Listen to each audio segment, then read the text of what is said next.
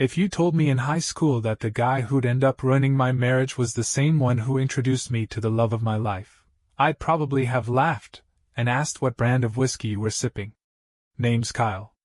Born and raised in a dusty Texas town where nothing ever happened unless someone's truck broke down or two exes spotted each other in the same grocery aisle. I was always the quiet one, the guy in the back of the classroom, doodling circuit diagrams while the other boys were tossing footballs and trying to impress cheerleaders. I didn't care.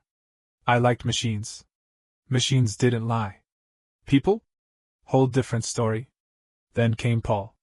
My complete opposite. Loud. Flashy. The kind of guy teachers rolled their eyes at but girls gravitated toward like moths to a flame. He had that grin, the kind that made girls forgive him before he even did anything wrong. Naturally, we became best friends. Don't ask me how. Maybe because I helped him pass algebra and he made sure I didn't eat lunch alone. Paul landed the most sought-after girl in school, Pamela. She was a blonde storm in boots and lip gloss. Smart too, though no one gave her enough credit. Me? I had a crush on one of Pamela's friends. Lili, the quiet one with green eyes who always carried a book like it was armor. I'd never even spoken to her. Just admired from a distance like a fool. But Paul, being Paul, eventually introduced me. This is Kyle, he said one afternoon, as we stood by his beat-up Chevy after school. He's basically a walking Wikipedia. Lili smiled. That smile? It short-circuited every thought I had. I managed a nervous hi, and tried not to look like I was having an internal power outage. Funny thing? She liked it. Not the stuttering. But the me part. She liked that I wasn't trying to impress her. Said I had this calm about me. That I made her feel safe. And just like that, the four of us started hanging out, double dates, bonfires, cheap drive-in movies with busted speakers. I'd never been happier. Fast forward a few years, we all stayed local for college. Couldn't really afford to go far, and honestly, we didn't want to. The crew stuck together. Same jokes, same late-night taco runs. Life had rhythm. It wasn't glamorous, but it was good. Paul was the first to talk rings. We were both sitting on the tailgate of his truck, nursing beers after a long shift. Gonna ask Pam to marry me, he said, eyes on the stars like he was waiting for one to blink approval. I choked on my drink. Not from shock, more like sudden realization. Hell, I've been thinking the same, I said. With Lili. We decided to do it together. Literally. Same weekend. Same lake cabin. Some ridiculous double proposal idea that only two overconfident idiots would come up with. We planned the whole thing, rented a rustic lodge by Lake Travis, packed it with candles, music, and nerves. When the time came, I dropped to one knee, heart pounding, voice shaking. Lili said yes before I could finish my sentence. Same with Pam and Paul. That moment? It felt like the beginning of forever. A year later we threw a joint wedding. It was loud, chaotic, full of mismatched decorations and drunken uncles, but perfect in its own way. We danced until our feet hurt and cried more than we'd admit. I remember thinking, this is it. We made it. For a while, it really was. 5 years of barbecues, birthdays, spontaneous road trips. Lili and I had a daughter, Rosie. Sweetest kid on the planet. Her giggle could thaw any argument. But around year 6, something shifted. It was small at first. A strange glance at her phone. A quiet moment stretched too long. A late return home followed by a vague excuse. I wasn't suspicious, not at first. I thought maybe work was just stressing her out. I tried harder. Cleaned the house. Made dinner. Bought her that book she said she wanted. But the look in her eyes? It started to fade. Like she was with me, but not really with me. And that's when the real story began. At first I blamed myself. That's just who I am. If something breaks, I assume I had a hand in it. So when things between Lili and me started feeling off, I figured it was the stress of parenting, or maybe I wasn't pulling my weight at home. I mean, I worked long hours. I'd come home late sometimes, sure. Maybe she felt overwhelmed. Maybe she needed more of me and I was too busy looking at spreadsheets and worrying about deadlines. But then, little things started stacking up. You ever feel like you're in a room full of shadows and one of them doesn't move quite right? That's how it was. I'd find her phone flipped face down more often. She started wearing perfume to the grocery store. Not the usual Lili scent, this was new, expensive. One night I asked what the occasion was, and she said, "I just felt like it." Which, okay. Fair. But a gut feeling isn't just paranoia. It's instincts catching the things your brain can't yet prove. She used to leave her laptop open all the time. Suddenly it needed a password. Her screen would lock after 10 seconds. Our conversations got shorter, and when I asked about her day, she'd brush it off with a vague, same old, or, "I'm just tired." And then there was the laughter. She'd get these messages. I'd hear the ping when we were watching TV, and she'd smile. Not the kind of smile you give your husband. It was soft, private. Like whoever was on the other end of that message had a piece of her that I didn't. I asked once, "What's funny?" She shrugged and said it was just a meme from work. But when I asked to see it, she suddenly couldn't find it. Disappeared, apparently. Just like my peace of mind. One night, while brushing my teeth, I looked in the mirror and didn't recognize the guy staring back. Not because I'd changed. But because I looked like a fool, the kind of man who knows something is wrong and is too afraid to say it out loud. So I did what scared husbands do. I talked to my best friend. Paul and I hadn't hung out as much lately. Life does that. But we still caught up now and then, usually over beers or poker nights. He was still the same Paul, charming, carefree, always cracking jokes. The guy who never took anything too seriously. The kind of guy who'd flirt with the bartender right in front of his wife and still walk out holding her hand. I told him everything. The phone. The weird excuses. The distance. And you know what he did? He laughed. Straight up laughed like I just accused Lili of running a drug cartel. "Man, come on," he said. "Lili? No way. That woman's crazy about you. Always has been. You're just overthinking it." I wanted to believe him. I really did. "Seriously," he went on. "She tells Pam all the time how lucky she is to have you. Smart, loyal, good dad. I mean, don't let your imagination mess with your head, Kyle. That's how good marriages get ruined, people inventing problems that don't exist." So I let it go. I went home, hugged my daughter a little tighter, and told myself to knock it off. I even apologized to Lili the next morning for being distant lately. She smiled, kissed me, and said, "I miss us too." And just like that, I wanted to believe it was all in my head. That maybe I'd been wrong. That everything was okay. But life's funny like that. Because 2 weeks later, Pamela called me out of the blue. And the first thing she said was, "We need to talk. In person. And don't tell Lili." I'll admit it. When Pamela called and asked to meet without telling Lili, my first instinct was to assume something happened to Paul. A car wreck maybe, or a health scare. She sounded tense, but not hysterical. Just serious. Focused. Like someone who rehearsed what she was about to say 100 times and still wasn't sure if she should. We agreed to meet at this little cafe halfway between our houses. It was a weekday afternoon, not busy. Just a few people sipping coffee and staring at laptops like they were trying to hack the meaning of life. I spotted her near the window, sunglasses on, like she was hiding from someone. Or from herself. She looked up as I sat down. "Hey," she said, voice low. "Thanks for coming. Is everything okay?" I asked, already bracing for whatever came next. She took off her sunglasses and looked me straight in the eye. "No," she said. "It's not. And I'm sorry." There's a certain kind of silence that hits when the ground starts shifting under you, not the dramatic movie kind, with glass shattering and music swelling. It's quieter. More personal. Like the air itself is holding its breath. "I didn't know how to tell you this," she continued, "but I found out something a few weeks ago. I didn't want to believe it.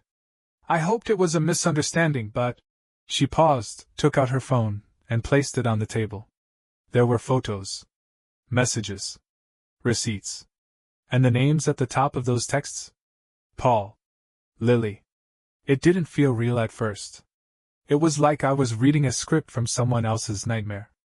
The two people I trusted most, The two people who stood beside me at my wedding, laughing, flirting, planning little getaways while I was home reading bedtime stories to our daughter. "You're sure this is real?" I asked, barely hearing my own voice. "I hired someone," she said flatly. "A private investigator. That's where the pictures came from." And there it was. Evidence. Not just suspicion or intuition. Not just a forgotten bra or a smile that didn't feel right. Cold, undeniable proof. Pamela wasn't crying. I wasn't either. That was the weirdest part. No yelling. No breakdowns. Just this heavy, suffocating stillness, like both of us were underwater, sitting at a table pretending to breathe. "I'm sorry, Kyle," she said again. "I knew I had to tell you. I just couldn't keep pretending." I nodded. I couldn't speak. She reached into her purse again and pulled out a flash drive. "Everything's on here. I'm keeping a copy for myself, but you deserve to know." I took it, still numb. We sat in silence for a few more minutes, sipping now cold coffee either of us had tasted. Then she leaned in. "What are you gonna do?" I looked at her, eyes heavy, heart heavier. "I don't know yet," I said. "But whatever it is, I'm not doing it alone." She nodded. "Good. Because I'm not either." It took a few days for the numbness to wear off, or maybe it didn't wear off at all. Maybe I just got used to carrying it around like a brick in my chest. I still woke up next to Lili. Still made breakfast for Rosie. Still pretended life was normal, even as every word out of her mouth sounded like static. I didn't confront her. Not yet. I smiled when I had to, played dumb, watched her lie right to my face with the kind of ease that only comes from practice. She'd pick up her phone and say she was texting Pam. I'd nod and wonder if Paul was on the other end, typing something clever, something dirty, something meant for the woman I married. What made it worse was how normal Lili acted. Like she had nothing to hide. She'd kiss me on the cheek, say she loved me. And it wasn't until I knew the truth that I finally saw it. Those weren't signs of love. They were camouflage. Pamela and I kept in contact. We met up again 2 days later, this time at a park where no one would recognize us. We sat on a bench and talked like a couple of spies. That's what it felt like, a mission. The hurt was still there, but something else was taking root in its place, focus. "I want to burn them both," she said without blinking. "Same," I answered. But smartly. We didn't want drama. No screaming matches. No ugly public scenes. We wanted precision. Damage that stuck. So we started planning. First, we got organized. Pamela had already hired the PI, and he was more than willing to gather more if we needed it. I gave him dates. Times Lili said she had work events. He cross-checked them against Paul's schedule. You'd be amazed how often their busy nights lined up. Next, we talked logistics. Finances. Documentation. Pamela worked in HR and knew her way around paperwork. She gave me tips, what to copy, what to back up. Bank statements. Joint accounts. Even those dumb password notebooks we kept in the junk drawer. I started making quiet moves. Set up a new bank account. Created a secure email. Moved files off our shared laptop onto a flash drive. I made it look like I was just catching up on some work stuff. Lili never noticed. Meanwhile, Pamela went full Cold War on Paul. She started sleeping in a separate room, saying she had migraines. Refused to go to dinners. Acted distracted. Paul didn't even push, probably too busy crafting emoji-filled texts to my wife. Idiot. Then we started discussing the how. How we'd actually reveal what we knew. Pamela wanted it clean. No shouting, no tears. Just undeniable proof dropped like a nuke on their happy little affair. "I want them to see it all fall apart," she said. "Not just the marriages. The illusion. The game." That stuck with me. Because yeah, I didn't just want a divorce. I wanted clarity. I wanted them to know we knew, and that every lie they told was a waste of breath. By the end of the week, we had a plan. One that involved the dinner, something we'd all done dozens of times. Lili, Paul, Pamela, and me, sitting around a table like friends. Only this time, we'd be the ones holding all the cards. We decided to play it cool, No sudden moves. No suspicion. Just one last friendly dinner between four people who were definitely not pretending everything was fine. We even let them think it was their idea. Paul texted me a few days later. Hey bro, we haven't all hung out in a while. What do you say, dinner at our place Friday? I could have laughed. The man was inviting me into the house where he'd probably memorized every creaky floorboard trying not to wake Pamela. I told him it was a great idea. Couldn't wait. Pamela and I agreed. This was the moment. The reveal. The curtain pull. We'd been preparing for weeks. At that point, I had digital proof, hard copies, timelines. I even had the PI's file professionally bound, a little over the top maybe, but it felt good. Like loading a legal shotgun. Friday night rolled in warm and clear. Rosie stayed with my sister. I showed up at Paul's with a six-pack and a smile so fake it could have run for office. Lili kissed my cheek when I walked in. Her eyes were bright. Too bright. She was wearing the dress I bought her last anniversary. I almost told her to take it off. Not because I wanted her out of it, but because she didn't deserve to wear something tied to a memory that used to matter. Dinner was surreal. Lili and Paul talked more than usual. Laughing, nudging each other in that subtle way that used to be harmless. Now, every sideways glance felt like a slap. Pamela and I played along. We smiled. We clinked glasses. We let them think they were winning whatever game they thought they were playing. Halfway through dessert, Pamela cleared her throat and stood up. I actually brought something, she said, walking over to her bag. Lili laughed. What? A gift? Kind of.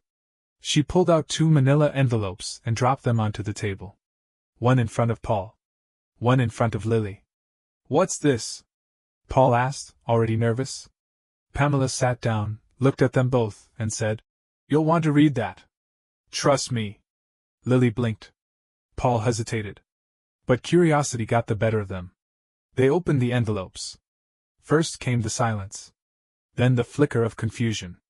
Then panic. Inside were printed screenshots, hotel receipts, photos, you name it. Everything laid out with timestamps, dates, even a few side-by-side comparisons of their lives. I watched the blood drain from Lili's face. Paul tried to speak, but it came out like a cough. He was always quick with words, but not that night. You've been sleeping with my husband, Pamela said to Lili, calm as a surgeon. For almost a year. And Paul, you've been betraying your best friend since high school. Congratulations. You're both disgusting. Lili looked at me, pleading.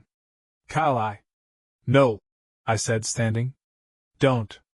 I know everything. Every hotel, every message. Every excuse. You went through my phone? She asked, like that was the problem. I didn't need to. You left a trail of filth a mile wide. They tried to defend it. Lili started crying. Paul went quiet, face pale, jaw clenched like he was about to fight someone and couldn't decide who. Pamela and I didn't stick around for the meltdown. We walked out together, leaving them behind in a room full of shattered lies. That night, for the first time in a long time, I slept like a man who'd finally stopped pretending everything was okay. The Monday after the dinner felt like walking through a bombed-out city in my own head. The damage was done, and now I had to pick through the rubble. Lili stayed at her sister's that night. I knew because she left a note on the kitchen counter, not handwritten, of course, just a text she printed out like it was a resignation letter. I think it's best if we take some space right now. I never meant to hurt you, Kyle. I'm sorry. She never meant to hurt me, said every person who got caught red-handed with their hand in the cookie jar and someone else's spouse in their bed. I didn't respond. I didn't even touch the paper. Just tossed it in the trash with the rest of our week's garbage and took the bin to the curb. Metaphors write themselves when life gets this ridiculous. Meanwhile, Pamela had already filed for divorce. She moved fast. She always was the organized one in the group. Efficient, determined. Paul didn't even see it coming. One minute he was texting her some guilt-ridden nonsense about working through this, and the next, he was being served papers at work. I handled mine a little differently. Slower. Quiet. Calculated. I wasn't in a rush to make noise. I was in the mood to disappear. I started moving money. Opened my own checking account, redirected my paycheck. Talked to a lawyer Pamela recommended, sharp guy, liked his coffee black and his justice served cold. He walked me through the process, explained how Texas doesn't take kindly to cheaters in divorce proceedings. We'll be fine, he said.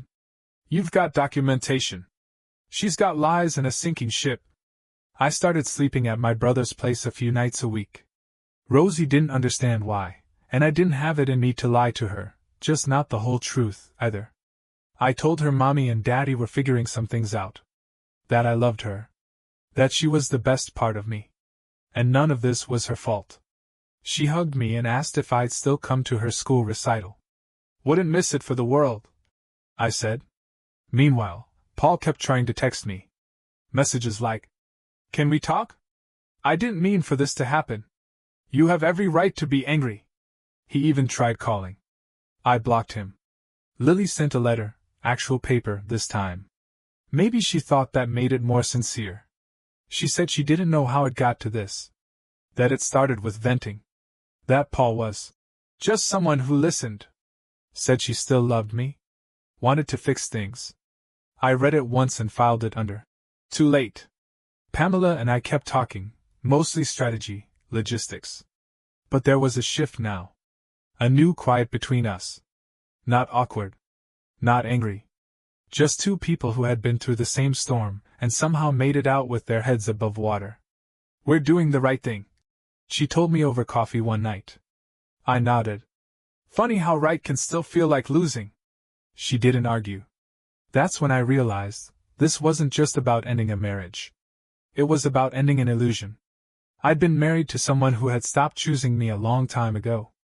Now, I was finally choosing myself. The hardest part wasn't the anger.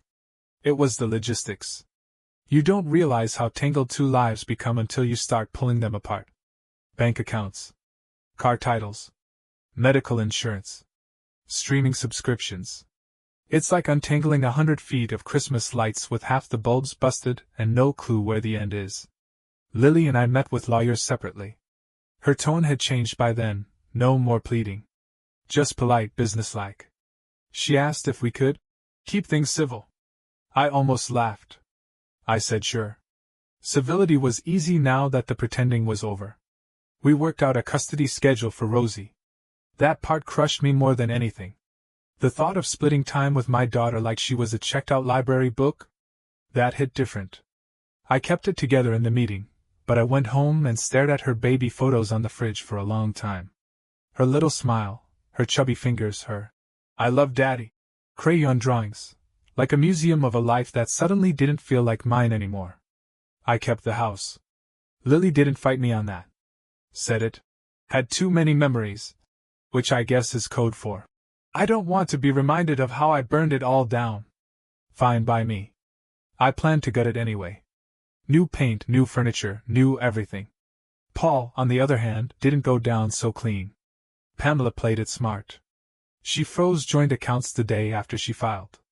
Caught him moving money, not much, but enough to show intent. Her lawyer ate that up. He tried the "let's work through this" routine with her. Classic damage control. Too bad Pamela had all the messages from when he was still sneaking around with Lili. The kind where he bragged about how clueless Kyle was. Or the ones where they joked about meeting up during work trips. Yeah. I read those too. At some point, Paul realized the walls were closing in. He moved out. Last I heard, he was staying at some corporate rental near the highway and trying to get his head right. Whatever that means. Pamela and I checked in with each other once or twice a week. Sometimes to vent. Sometimes just to make sure we weren't losing our minds. We even had a little tradition going, late-night walks through the park on Fridays when Rosie was at her mom's, and Pamela was finally free of Paul's ghost in the house.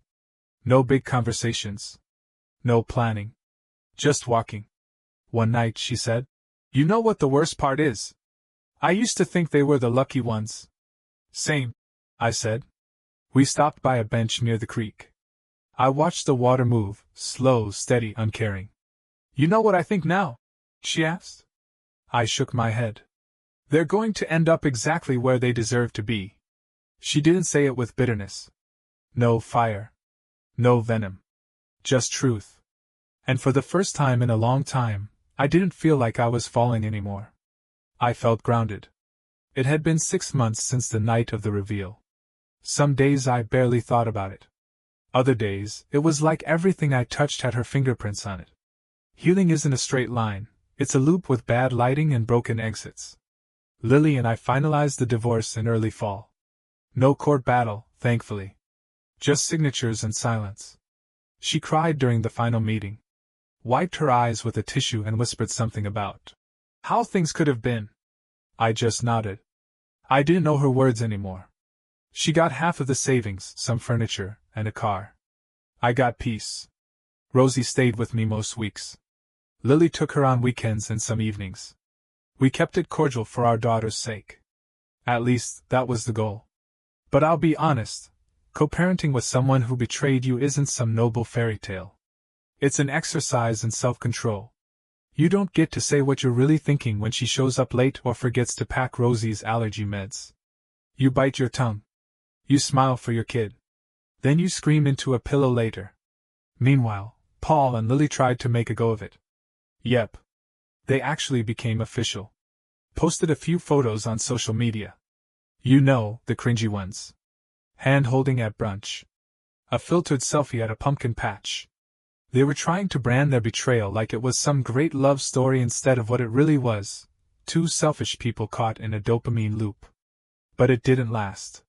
I heard through a mutual friend, one of those people who lives for second-hand drama, that Paul had met someone else. Younger, of course. Someone who understood him, which I guess means wasn't carrying the guilt of a scorched-earth relationship. He ghosted Lili after 3 months. Didn't even break it off properly. Just stopped showing up. Blocked her on everything. She called me one night about Rosie, and I could hear it in her voice. That hollow sound people get when the mirror finally cracks. She didn't bring Paul up, but she didn't have to. The silence said it all. Pamela handled her side like a pro.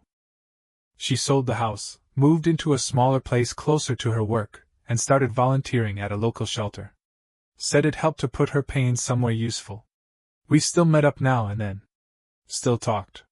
Those Friday night walks? They didn't stop. In fact, they got longer. Sometimes we'd grab dinner after. Nothing fancy. Just two people who'd been blown apart by the same explosion, quietly putting the pieces back together. We never talked about dating or moving on. It felt too soon. Too weird. And maybe we were scared of messing up something that finally felt real. But I noticed things. How Pamela started laughing again, a real laugh, not the polite kind. How she asked about my day and actually listened. How she remembered that I hated onions and loved black coffee. Little things. Easy things. Comfortable. One night, as we walked past the creek, she looked over and said, "You're doing better." I smiled. "So are you." And we just kept walking. I thought we were past the worst of it. The lawyers had done their damage, the houses were split, the lies were aired out like moldy laundry. Life had finally quieted down. Not peaceful, exactly, more like tolerable silence. The kind you learn to live with when the shouting's over. Then Lili called me. I was in the garage, elbow deep in brake dust, working on the old Chevy. I almost didn't pick up. But something made me do it. "Hey," she said. Her voice had that paper-thin sound like she was trying not to break it. "You busy? If it's about Rosie, say it. If not, I am." "No. Rosie's fine. I just wanted to ask you something." A pause. Then, "Are you seeing Pamela?" I grabbed a rag, wiped my hands slow. "Why?" "I've heard, people said you two are spending time together. And I don't know. Are you?" I didn't owe her anything. Not after what she did. But I wasn't gonna lie either. "We talk," I said. "We walk. Sometimes we eat dinner." Silence. Then she let out a breath. "I messed up, Kyle. I know that. I don't expect anything.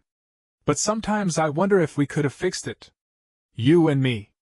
It took me a second to answer. "No," I said. "We couldn't have. You didn't just break trust. You stepped on it, over and over. She's not me, Lili said. That's exactly the point. There was another silence. Heavier this time. Paul left, she said suddenly. Just stopped calling. I think he found someone else. Younger, probably. He was never really built for this. Yeah. I knew. Word gets around. One of Paul's coworkers saw him at a bar with some 20-something yoga instructor who probably didn't know half the story. I didn't care. Let him build a new house of lies. I'm not calling because I want you back, Lili added. I miss the way things were. I miss us. I closed the hood of the car. Then you're mourning something that doesn't exist anymore. I guess I am. She hesitated. One last Hail Mary. Do you love her? I didn't answer right away. Not because I didn't know. But because I finally understood what the question meant, and what it didn't. I trust her, I said. That's a start. She hung up a minute later. No goodbye. That evening, I told Pamela about the call. We were walking our usual loop near the creek, leaves crunching underfoot. She just nodded. She's feeling it now, Pamela said. Took her long enough. She asked if I loved you. Pamela gave a soft chuckle. What did you say? That I trust you. She looked over at me. And I wasn't lying. We walked in silence after that. Not uncomfortable. Just quiet. At one point, she reached over and took my hand. And for the first time in a long time, I didn't feel like I was stuck in someone else's story. I felt like I was writing my own. A year had passed. One full turn of the earth since the night Pamela and I dropped the truth on our spouses like a silent bomb. 1 year since I stood in Paul's kitchen watching the light die in Lili's eyes. And 1 year since I stopped pretending I could save something that was already ash. Funny thing is, healing doesn't look like what they show in movies. It's not some sunrise montage or a sudden breakthrough in therapy. It's more like realizing one day that you don't flinch when you see her handwriting on a piece of old mail. Or that your daughter says, "Mom's house," and you don't feel your stomach turn. It's sitting on the porch with a cup of coffee and realizing you're okay. Not perfect. Not over it. But okay. Rosie adjusted faster than I thought she would. Kids are strange that way, more resilient than adults, but they feel everything. She never asked why it happened. Just made peace with the new rhythm of her life. Weekends with Lili. School days with me. She even drew a picture of Daddy's house and taped it to the fridge. I swear, I almost cried. As for Lili, well, she got quiet. We stayed civil for Rosie, but there was no warmth in it. And I was fine with that. I didn't need closure or confessions anymore. I didn't need her to regret it or apologize again. The past didn't need to be rehashed. I buried it. No marker. No flowers. Just dirt and a closed chapter. Paul, he was out of the picture. Word around town was he bailed on the younger girl too. Moved up north. Changed jobs. Left a trail of burned bridges like always. I deleted his number, blocked his email. Sometimes the best revenge is living a life they don't get to see. And Pamela? Well, that's the part of this story I never saw coming. We didn't plan it. We didn't even talk about it. But somehow, without forcing it, without expectations, it happened. It started small. A kiss after dinner. A hand held just a little longer. A movie night where we didn't even finish the movie. Not because of some big romantic moment, just because we fell asleep on the couch together, and woke up laughing like teenagers. There was no rush. No declarations. No drama. Just this slow, steady unfolding. One night, we were walking the old trail near the creek. The same place where we'd been every Friday for over a year. Leaves were falling again. Same season, different story. She stopped walking, turned to me, and said, "You ever think about how weird this all is?" "What, us?" I asked. She smiled. "Yeah. Us. After everything." I shrugged. "It's not that weird." No, I said. "It's what happens when two people go through hell, but somehow come out standing next to each other." She looked at me for a long second. "You love me?" she asked. There it was. No drama. No fear. Yeah, I said. I do. And she just nodded, like she already knew. Good, she said.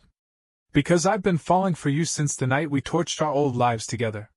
I laughed. Well, that's one way to start a love story. No, she said, stepping closer. That was the end of one. This is something new. And she kissed me.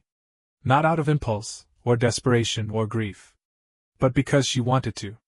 Because we both did. After all the lies, the pain, the betrayal, I didn't find happiness.